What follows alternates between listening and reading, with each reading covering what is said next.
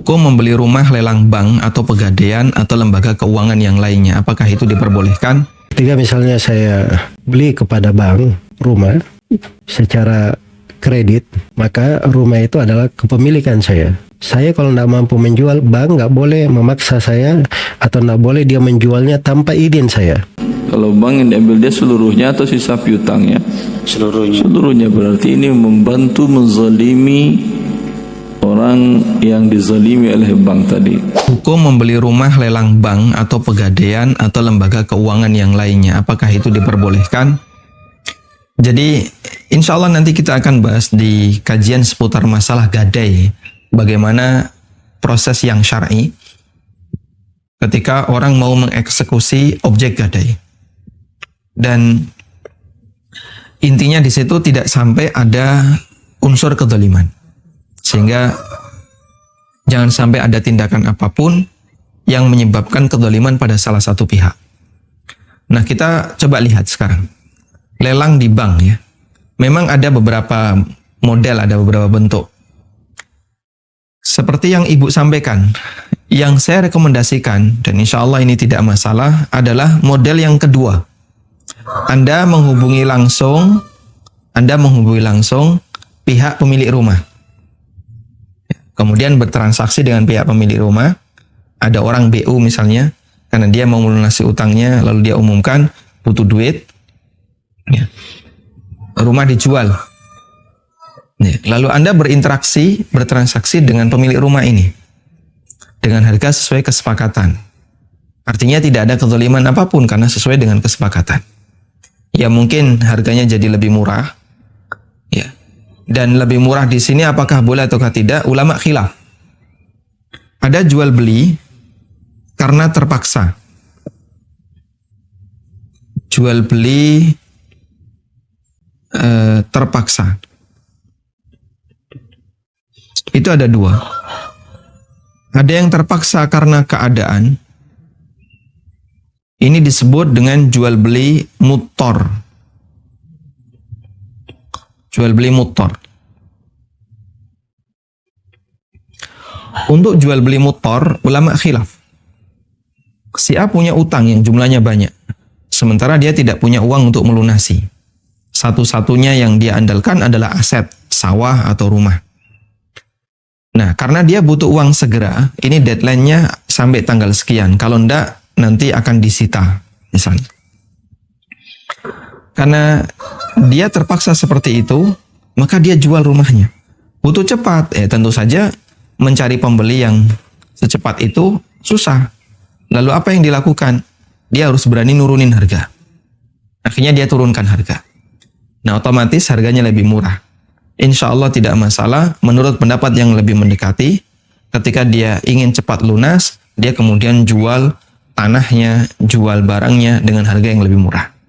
Sebagaimana yang itu dilakukan oleh sahabat Abdullah bin Zubair saat beliau melunasi utang ayahnya. Beliau menjual aset dengan cara cepat sehingga beliau tawar-tawarkan ke orang lain. Yang penting pokoknya utangnya Zubair cepat lunas. Tayyib. Yang kedua, orang yang jual beli terpaksa karena dipaksa. Pokoknya kamu harus jual barangmu. Kalau enggak, nanti kamu dihukum. Kalau enggak, nanti dia mendapatkan hukuman. Pendapat yang benar ini dilarang. Kezaliman. Ini zalim. Kecuali jika ada alasan yang benar. Apa alasan yang benar? Alasan yang benar itu adalah ketika ada maslahat yang lebih luas. Misalnya pelebaran jalan. Otomatis harus makan tanah orang lain. Dan di situ ada alasan yang benar. Nah, ketika ada alasan yang benar, maka kezaliman diperbolehkan dan itu sebenarnya dikembalikan kepada keadilan. Karena itu sebaiknya ketika masalah jual beli lelang seperti ini, Anda menghubungi pemiliknya sebelum terjadi eksekusi bank, sehingga transaksinya dengan pemilik dan dilakukan secara saling ridho. Setelah dibayar, kemudian rumah itu jadi milik ibu sesuai dengan ketentuan yang berlaku, hukumnya diperbolehkan insyaallah ta'ala. Wallahu a'lam. apa hukumnya jika seseorang membeli rumah untuk dihuni, tapi rumah itu adalah jaminan kredit macet di bank? Ya, saja. Baik. Terima kasih Ustaz. Syukran. Assalamualaikum Ustaz. Waalaikumsalam warahmatullahi wabarakatuh. Assalamualaikum warahmatullahi wabarakatuh. Jadi apa hukum membeli rumah untuk dihuni dan rumah itu adalah kredit macet di bank? Itu harus diperjelas ya, dia belinya dari siapa? Dia beli dari banknya atau dia beli dari pemilik rumahnya? Iya. Ya kalau dia beli dari pemilik, nah itu baru syah namanya. Ketika misalnya saya beli kepada bank rumah secara kredit, maka rumah itu adalah kepemilikan saya.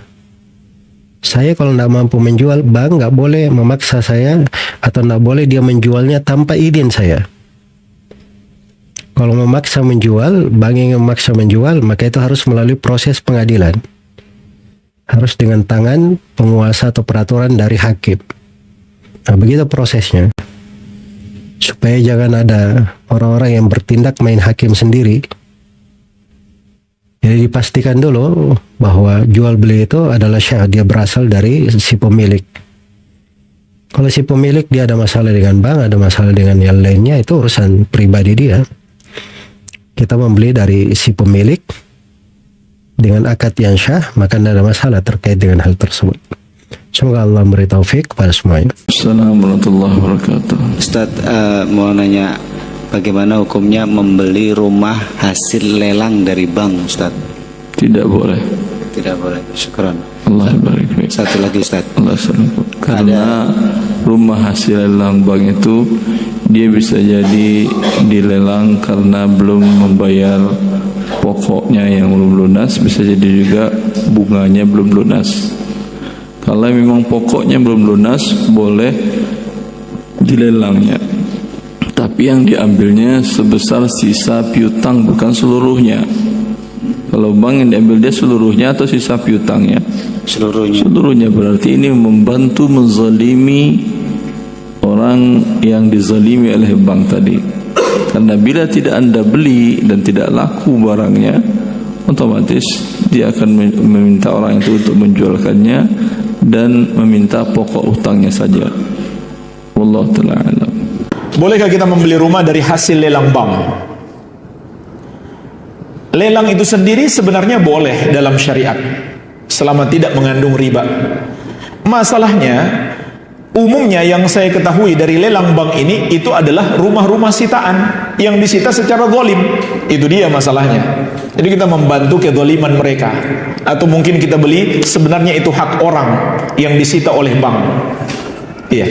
Jadi andaikan itu bukan rumah sitaan, memang milik bank, tidak masalah. Tapi kalau itu rumah sitaan milik orang, kemudian dijual begitu saja, tanpa ada kompensasi untuk pemilik rumah itu, maka itu batil. Ya, sebagai contoh jemaah sekalian, orang itu punya hutang tinggal katakanlah 50 juta. Karena dia sudah nggak mampu bayar, disita oleh bank. Kemudian bank menjual rumah itu, ternyata laku 100 juta. 100 juta diambil semua oleh bank. Padahal 50 juta milik pemilik rumah yang pertama tadi.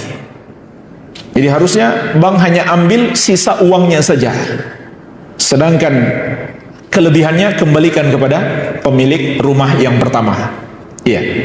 Itu pun seharusnya jangan disita begitu saja, dikasih kesempatan dia bisa membayar. Begitu adab kepada orang yang berhutang, dikasih kesempatan dulu. Kecuali kalau dia sepakat, oke lah, rumah ini dijual, nanti kalau ada kelebihan dari pembayaran sisa hutang, itu milik pemilik rumah tersebut. Ya, ya harus kita pastikan itu yang dilelang oleh bank milik siapa. Ya ada juga mungkin di bank syariat, kata orang bank itu ini sudah disepakati oleh pemiliknya, jadi sama-sama sepakat gitu.